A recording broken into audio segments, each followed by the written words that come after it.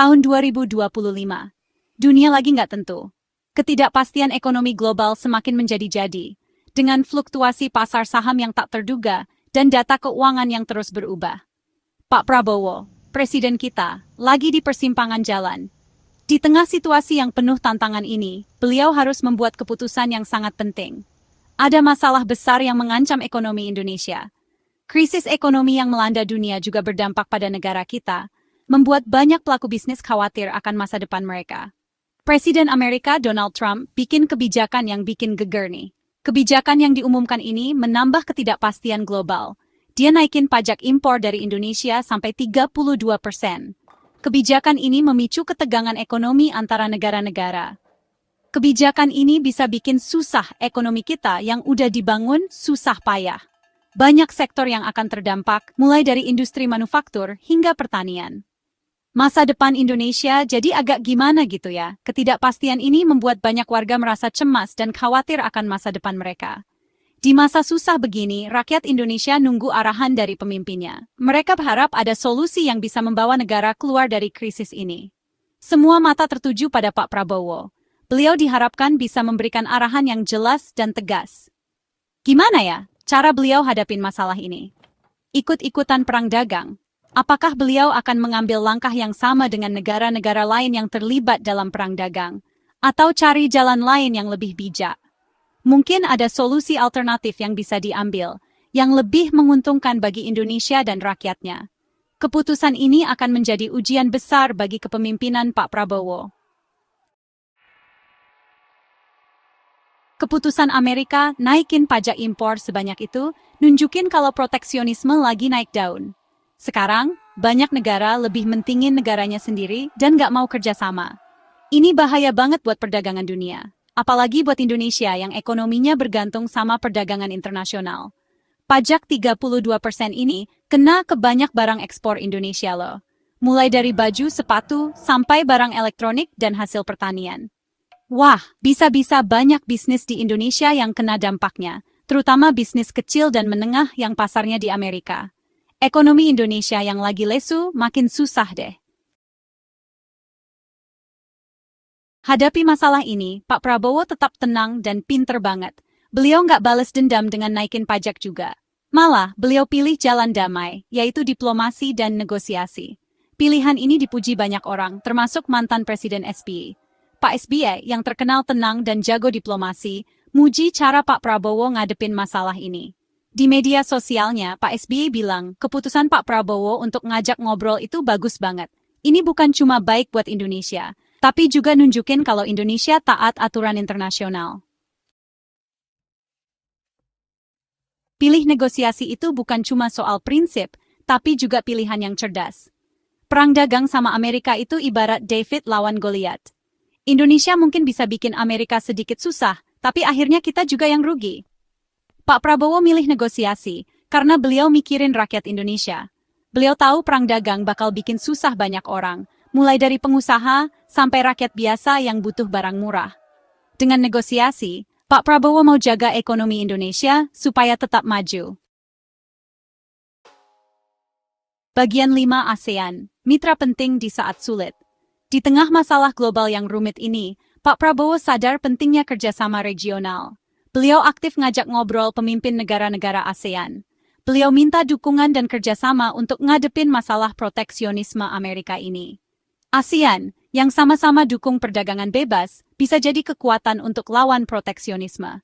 Ajakan Pak Prabowo disambut baik sama pemimpin ASEAN lainnya. Mereka sadar masalah ini bukan cuma masalah Indonesia, tapi masalah semua negara ASEAN. Ini bikin mereka makin kompak dan mau kerjasama jaga ekonomi kawasan. Bagian 6, mengarungi arus perdagangan global. Selain ngobrol sama ASEAN, Pak Prabowo juga kirim utusan ke Washington DC untuk negosiasi langsung sama pemerintah Amerika. Utusan ini isinya orang-orang hebat di bidang diplomasi, perdagangan, dan ekonomi. Tugas mereka, jelasin masalah Indonesia dan cari solusi yang adil buat kedua negara.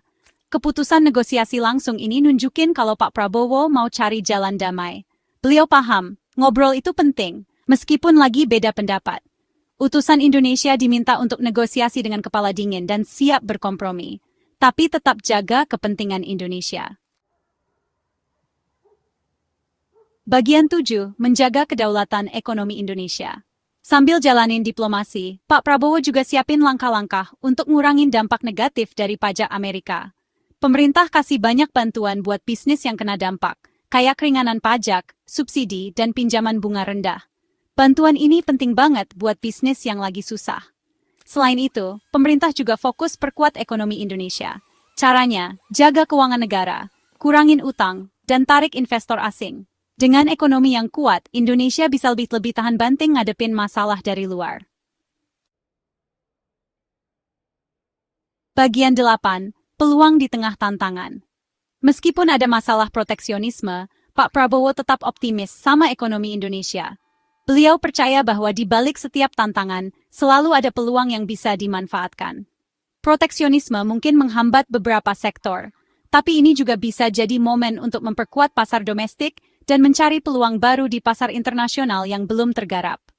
Beliau yakin, krisis ini bisa jadi kesempatan buat Indonesia untuk nggak terlalu bergantung sama pasar ekspor lama dan bisa lebih variatif. Dengan diversifikasi pasar, Indonesia bisa menemukan mitra dagang baru dan mengurangi risiko ketergantungan pada beberapa negara saja. Ini juga bisa membuka jalan untuk produk-produk lokal yang lebih inovatif dan kompetitif di pasar global. Beliau minta supaya ada investasi lebih banyak di inovasi, infrastruktur, dan pendidikan. Biar Indonesia makin maju dan berbasis pengetahuan. Investasi di sektor-sektor ini tidak hanya akan menciptakan lapangan kerja baru, tapi juga meningkatkan daya saing Indonesia di kancah internasional. Pendidikan yang lebih baik akan menghasilkan tenaga kerja yang lebih terampil dan inovatif. Sementara infrastruktur yang kuat akan mendukung pertumbuhan ekonomi yang berkelanjutan. Pak Prabowo nggak cuma mau lewatin badai ekonomi ini. Beliau ingin Indonesia bisa bangkit lebih kuat dari sebelumnya. Dengan strategi yang tepat, Indonesia bisa mengubah krisis ini menjadi batu loncatan untuk mencapai kemajuan yang lebih besar. Beliau mau Indonesia jadi lebih mandiri dan sejahtera. Kemandirian ekonomi akan membuat Indonesia lebih tahan terhadap guncangan eksternal dan lebih mampu mengendalikan nasibnya sendiri. Kesejahteraan yang merata akan memastikan bahwa semua lapisan masyarakat bisa merasakan manfaat dari pertumbuhan ekonomi. Dengan investasi di SDM, infrastruktur, dan teknologi, Indonesia bisa keluar dari masalah ini jadi lebih kuat. SDM yang berkualitas akan menjadi tulang punggung pembangunan, sementara teknologi dan infrastruktur yang canggih akan menjadi fondasi bagi masa depan yang lebih cerah. Bersama-sama, kita bisa menghadapi tantangan ini dan menanam benih-benih peluang untuk generasi mendatang. Bagian 9, kesimpulan, seruan untuk bersatu dan tangguh. Masalah yang dihadapi Indonesia memang berat, tapi bukan berarti nggak bisa diatasi. Dari kota-kota besar hingga desa-desa kecil, kita melihat semangat juang yang luar biasa. Orang-orang bekerja keras, berinovasi, dan saling membantu untuk mengatasi tantangan yang ada. Ini adalah bukti bahwa kita memiliki potensi besar untuk bangkit dan maju. Kepemimpinan Pak Prabowo yang selalu mengedepankan diplomasi, langkah yang bijak, dan komitmen untuk kepentingan nasional memberi harapan di masa sulit ini. Beliau tidak hanya berbicara tentang perubahan, tetapi juga mengambil tindakan nyata untuk mencapainya.